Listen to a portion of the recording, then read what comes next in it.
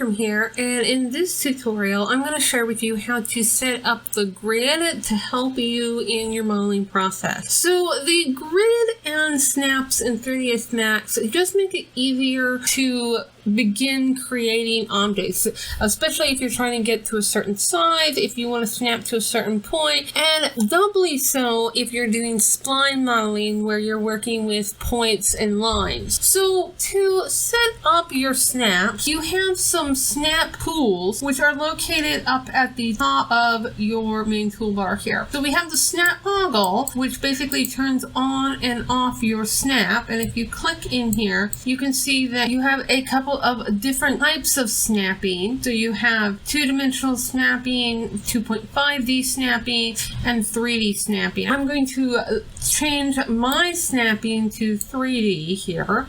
You also have your angular snap, whether you want to snap to angles or not. You also have a percentage of snapping and a spinner for snapping. What we want to do is we actually want to set up the grid itself. And we can do this by just right-clicking on any one of the snap tools. So this will give us the points in which we can snap to, as well as a few other options, including the home grid. So the home grid is the grid spacing inside of our viewport. And this is what we want to change. On the home grid tab, I'm going to change the grid spacing to 0.25. I'm going to change the major lines from 10 to 5, and my perspective view grids, I'm going to actually leave those at 7. I'm going to turn off inhibit perspective view grid resize, and I am going to go ahead and set this for the active viewport. So in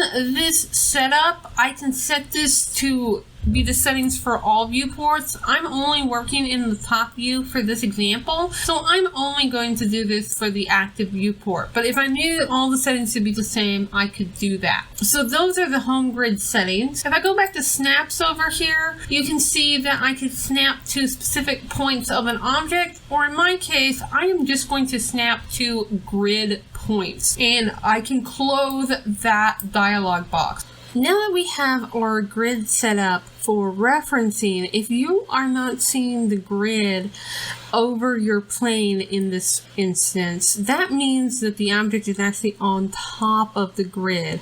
The grid is drawn on the 0, plane of your work. So if I minimize my top view real quickly, you can see that my plane right here, I'll go to the front view where I can see in the side view, is right on that 0, plane. So if I use the move tool to slightly move it just below that 0, plane, you'll notice that the grid is now on top of the plane in the top viewport. So if I maximize that top viewport again, I can now see my grid. And this is just a quick way to get some points of reference when you are spline modeling. I hope you found this lesson informative. And don't forget to check out other lessons and tutorials on the channel. So what are you waiting for? Get creative today.